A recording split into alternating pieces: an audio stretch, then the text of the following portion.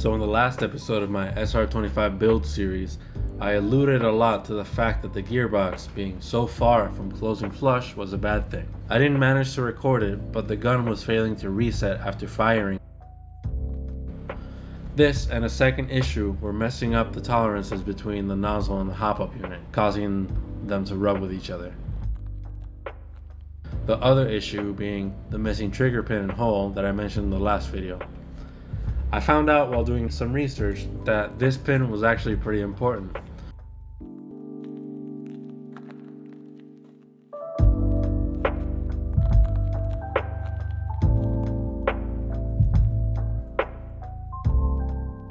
So before opening the gearbox, I noticed that with a little push I was able to reset the trigger mechanism after firing.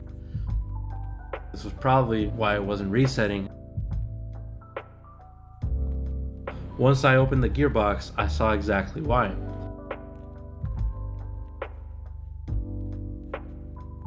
I went at it like a madman with whatever this bit is called. And as you can see, some friendlies were lost in the battle, but the objective was completed. When I went back to close the gearbox, it closed much more easily than normal.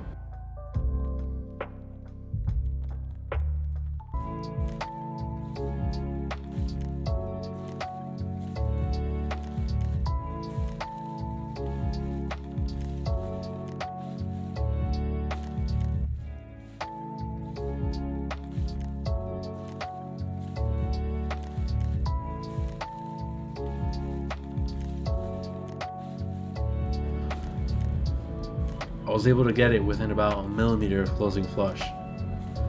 Eventually I'll try to get it perfectly flush, but not right now since I already know that I need to open this guy up again, and I didn't want to force it and strip the screws, which is what I did with the first gearbox. I need to replace the factory spring with the shiny 10-pound one that comes in the box.